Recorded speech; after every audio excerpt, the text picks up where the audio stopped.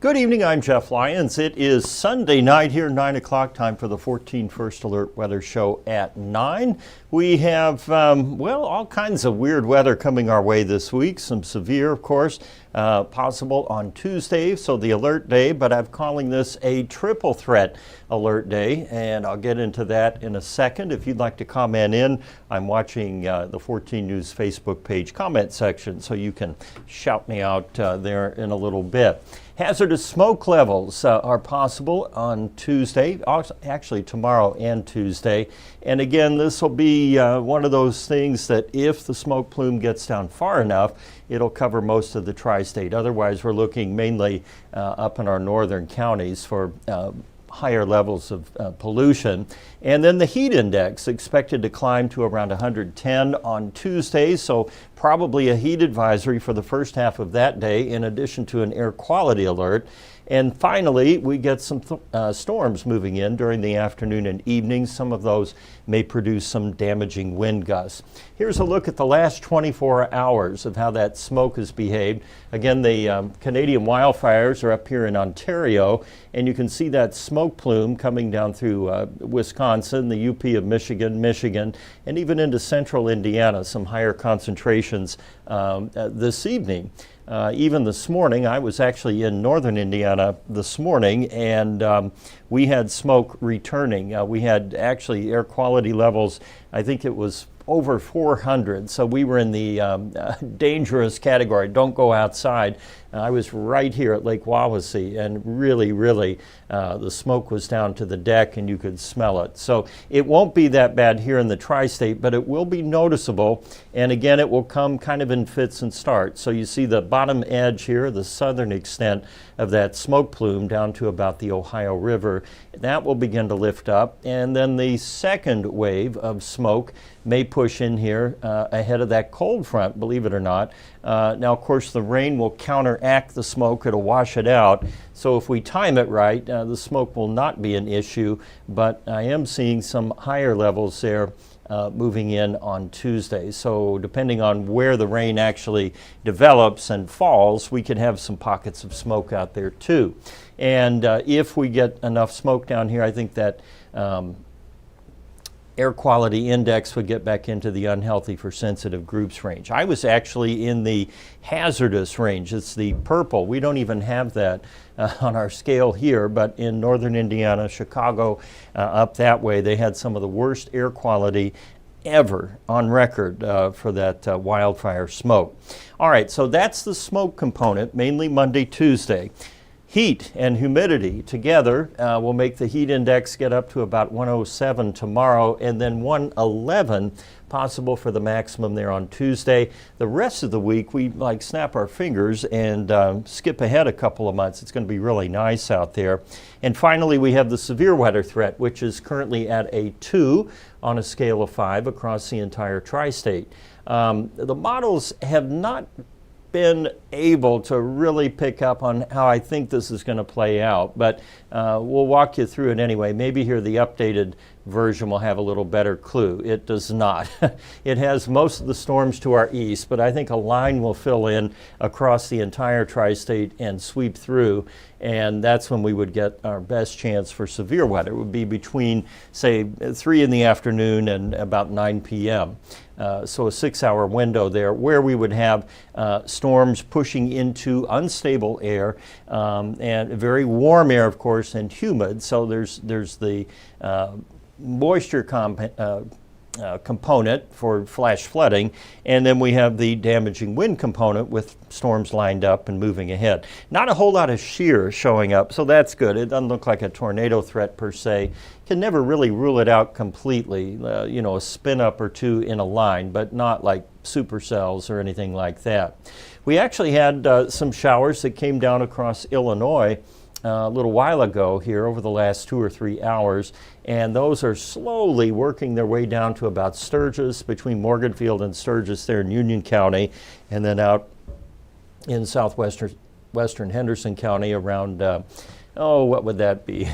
I am working on very little sleep here, so I'm having to work really hard. Corydon would be down there. How about that? Smith Mills, and then Waverly there on the county line and on into Union County. That's where the rain is falling right now, and will gradually wind down. You know, I could have just zoomed it in, and I would have had some town names on there. US 60. That probably rings a bell if you're in Henderson County. So anyway, down that way. No severe weather here, but some really heavy rainfall under these storms. And you can see the lightning. If you've been out in the Evansville area looking off to the south or southwest, you can see some heat lightning, as we like to call it. 81 degrees is our temperature now. It feels like 85. That humidity pretty stout again. Lows tonight will drop into the 70s. And we actually had a little bit of an easterly wind here this evening, which was less humid, a little less oppressive out there. Nonetheless, we still have some spots with very high heat index. I think this is probably a malfunctioning observation there from the airport at Owensboro, because everybody else contiguous to that is in the mid-80s. We were down to 74 this morning, and we hit 91 this afternoon. Most of the Tennessee and Ohio valleys were in the low to mid-90s. Nashville at 95. Memphis, the hottest one there, at 96. So far for July, we have gotten back to our old ways here of 90-degree temps. July typically the month where we have most of our 90-degree temperatures. The sun angle is still pretty high, and we're kind of coasting from that, first day of summer. And typically there's not a lot of active weather in July to cool us down. So that's not uncommon, or not unheard of, to have a lot of 90s there in July. Rainfall, we are hurting, at least at Evansville Regional Airport. We're down by 2 inches. For the year, we're down by about 3. Our average temperature for the month is 2.1 degrees warmer than the normal. For tomorrow, it's just going to be sunny and humid, and we may get that smoke back in toward the afternoon and evening. On the big satellite pic, you can see that we have a pretty predominant upper flow from the north. That's where the jet is pulling down the smoke. And then here in the Great Lakes, we have high pressure. So we actually have wind coming around from the south or from the northeast. Now, as that high moves over, that'll start pulling up the moisture from the Gulf, and that's where our hot humid comes from on Tuesday. Let's look at the hour by hour, and it doesn't really yield much in the way of rain or even rain chances tomorrow. Here's the cold front, and again, if you just kind of connect the dots here, I think we will have more of an organized and solid line of storms coming in, given the state of the atmosphere we're expecting on Tuesday. Lots of moisture, lots of heat, and instability. So with that kind of energy, you would expect more widespread thunderstorms maybe than what is showing here on our graph model. Once the cold front drops to the south, our winds will shift to the north again, and other than maybe pulling down a little more smoke, it will pull down cooler, drier air. So look at the back half of the week, starting on Wednesday, only up to 82, and Friday, only up to 80, and some lower 60s at night. So this will be a nice respite from the heat and humidity here of the past week, and hopefully we will clear the smoke out too. Then we get into a dry spell. Doesn't look like much rain possible until maybe Friday night or Saturday early, and then next week not much coming our way until maybe early in the week. The potential rainfall is around a ½ an inch to an inch, and again that would be under heavier thunderstorms, so it'll be spotty. It's not going to be everybody gets an inch of rain. On the European model, same idea here with cloud cover and smoke through Friday, but cooler, and then over the weekend maybe some rain moving in here from the west Sunday night, Monday. And the European is going to be a lot lighter on rainfall there, only about 3/4 of an inch possible over the week. 71 tonight, partly cloudy. Those storms will fade away here in the next couple of hours. 91 tomorrow. The heat index probably in the 100-degree range, maybe just slightly warmer than that. Our first alert weather day then, the only one on the board so far, is for Tuesday. Now, if that air quality kicks up or down, depending on how you want to look at it, we may throw an alert day in there on Monday, but that would be for for poor air quality.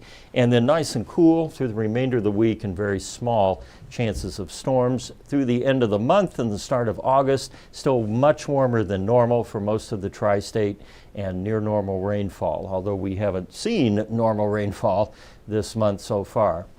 Here's Frenchie. We'll let Frenchie have the limelight here for a couple minutes, and I'll look at your questions and comments. Yeah, today was a marathon day. My wife has their family reunion. She's one of 5, so we had, at one point, there were almost 40 people staying in various places in this Airbnb. Pretty big place, but a lot of people. But we had a good time and generally good weather, kind of hot, but we were on a lake, so you could get in there and splash around and so forth. Okay.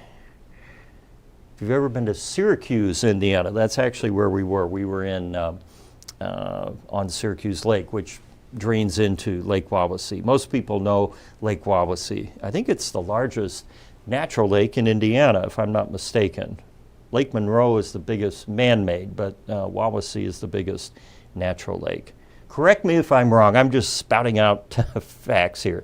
Dan Lees likes the tie. Oh, good. Well, thank you. This was closeout when Paul's folded down the street here. Tori Talbert hopes tornado threat Tuesday isn't an issue. I don't think it will be, Tori. This isn't really the setup for that. It's more of a squall line kind of thing. Let's see. Ricky Brown, good evening. Tori Talbert, Morganfield, storming right now. Yes, indeed, getting some rain. Boy, the corn should be, I didn't see any bad-looking corn. You know, when you drive across Indiana, you see a lot of corn, and it all was just, lush green. I also saw where the tornado came across, northern Monroe County between Bloomington and Martinsville. That was back whenever that was. And yeah, there's just like a big gouge across this ridge. You go 37, I'm old, 69 goes up and over the moraine there. We could do a geology and geography lesson. When the Ice Age happened, it pushed all the rocks and debris and everything down from the poles, and then it went only so far and stopped. And so where that happened, you've got this big mound. I mean, it's topography today. And that's called the terminal moraine. And so it goes from Martinsville, and then if you go to Vincennes, when you leave Vincennes and go up toward the Big Peach, you go over the moraine there too. All right, so there's a little moraine history for you. But anyway, the corn all looked really good. Okay, enough rambling. Haley Marie, glad I had some time off, but it's safe to say, oh, well, I'm glad you missed me. I'm sorry you missed me. Well, maybe I'm glad. Let's see, lightning last night, 10:30 was crazy, constant. Yeah, I looked at the radar. Of course, I wasn't here, but assumed you were getting quite a light show down here. Becky Doan, I hope we don't get any bad storms in Mount Carmel, Illinois. Well, we can't rule it out that you would have, a damaging wind gust or something, but it's not a cinch either. You know how it is. I mean, most people will get the rain and the thunder and a little wind. Some people will get the tree knocked down or the power blacked out. Ashlyn Emmons, do I think Tuesday will get too bad? I don't think it'll get too bad. I think it's going to be a typical severe weather day where we have some severe thunderstorm warnings that afternoon. Having said that, we have a little more energy and stuff to work with in the atmosphere than we normally would in July, absent like a tropical system. So it bears watching, we'll just say that. Jeff Miller, hope I had a great vacation. Well, I did. I really did. I slept late and hung around, did all that. I mean, there was 39 other people there too, but they're family. We all get along. Let's see. Learned some new card games. Will the storms be bad in Lagodi? Yeah, I mean, anywhere in central Indiana going all the way down is in that level 2 risk. So you can't can't rule out a severe thunderstorm or two. Linda Draper Hodges, Fairfield, look good for Fairfield Tuesday. Same thing for Fairfield. You could get some strong thunderstorms in the afternoon and maybe into the early evening. But I really think once those storms get into a line, they'll push on through, and that'll be it. And then behind it, we will cool down dramatically. Well, that's good. Melina Travis, are we going to get it? Well, some might get it. Not like we're going to, beat you up after school or something, but yeah, there might be some stronger thunderstorms Tuesday. We're kind of at that time of the year where we've already had a fair amount of severe weather, so people are kind of beaten into submission. It's like, okay, it's going to storm again. We're out of, the tornado hot spot or time of the year when we typically would have tornadoes. Mid-July into August is usually a dead time of the year for severe weather in general and tornadoes in particular. We just don't get a lot then. But every now and then, and Tuesday might be one of those days, things do come together and we could see some strong or severe thunderstorms. I wanted to talk about the air quality for just a second, and of course you all saw this last week. I saw it as well. When that smoke begins to drift in, it's being carried by the upper winds, right, up 25, 30,000 feet. And so the jet stream pushes that smoke plume down, and typically the smoke stays up there, and so it's not a problem. But what we had happen, particularly north of here, but also here in the tri-state, is we had particulate pollution, which came right down to the surface. Now, air pollutants, we kind of break them out into a couple of groups. There's ozone, which is created by car exhaust, which interacts with bright sunlight and heat, and that forms ozone at the ground level, which is bad for you. It'll cause you to, if you have asthma and COPD and stuff like that, it'll make it harder to breathe. Even if you're healthy or don't have issues, you probably will notice it. Sometimes you get a little tightness in your chest. And that's because there's stuff in the air that's making it harder for your lungs to, exchange the oxygen and carbon dioxide through the blood. And so when your lungs are working harder, your heart works harder, everything basically is kind of dragged down. And so that's the situation for ground level ozone. What we're talking about with the wildfires is what we would call fine particulate.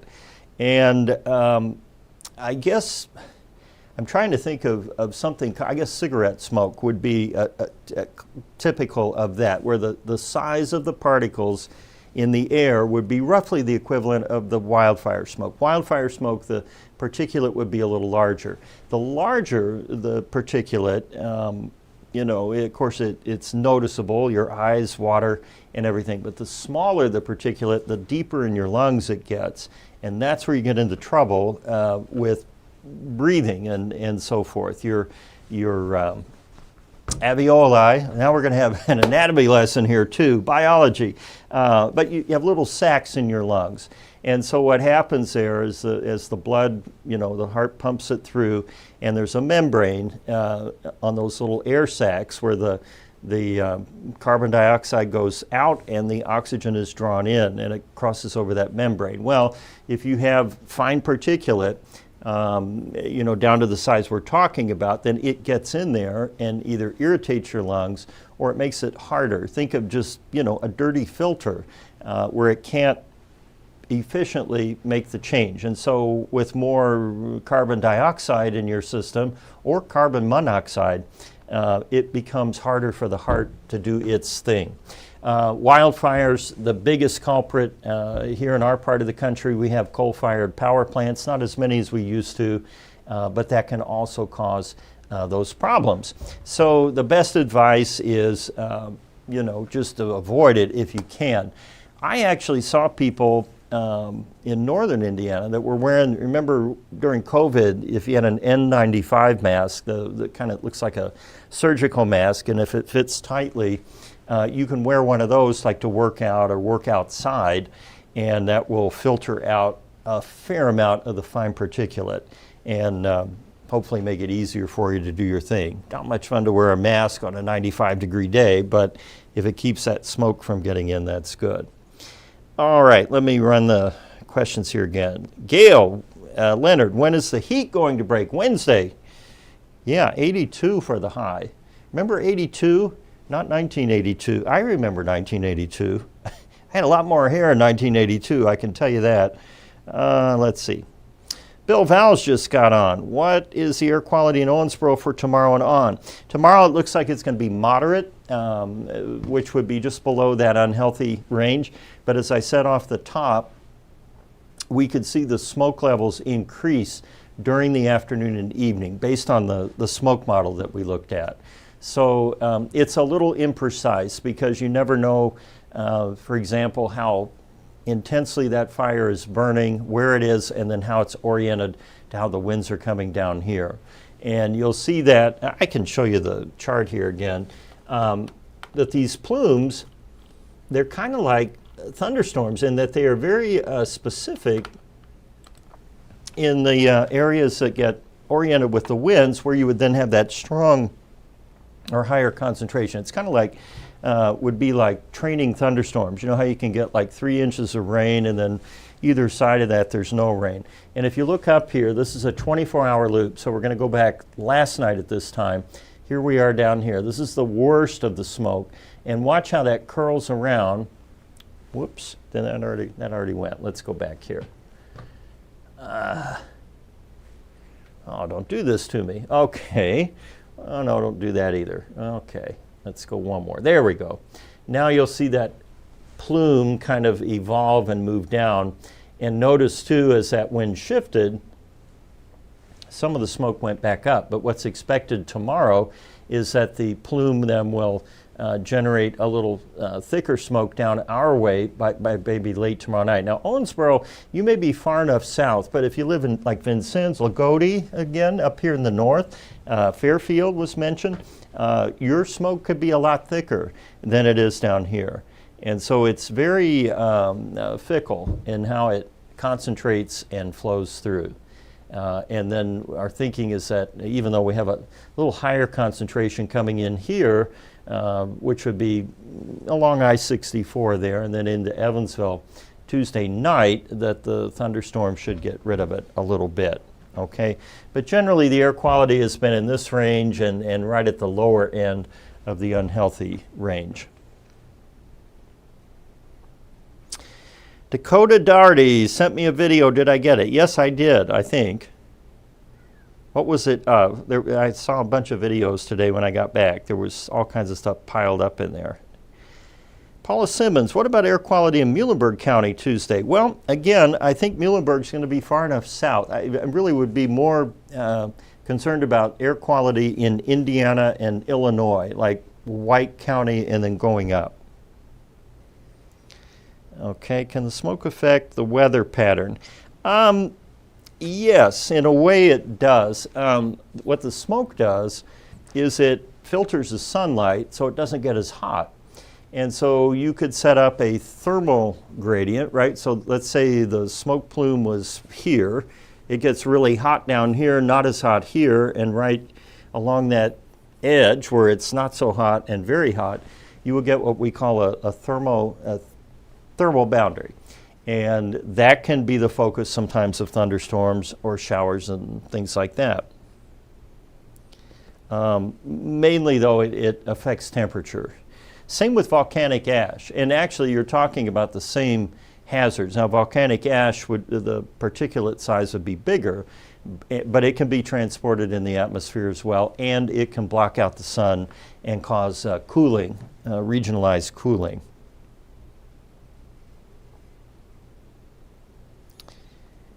Heather Pate, is it going to be really bad? I don't think so. On Tuesday, I think we'll have a few thunderstorms, severe, with damaging winds, but that's about it. I think we got everybody answered here.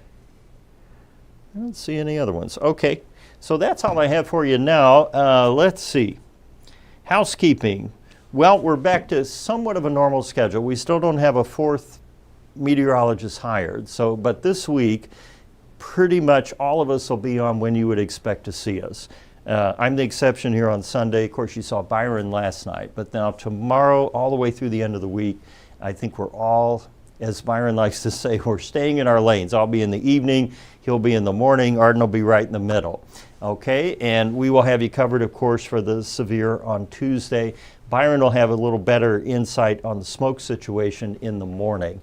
That's really kind of an hour-by-hour sort of thing where we look at the what the air monitors are showing and then go from there. Okay, that's all I have for you tonight. Thanks for joining the 14First Alert Weather Show at 9. I appreciate you watching. I will see you on 14 News at 10. Stay safe and have a good night.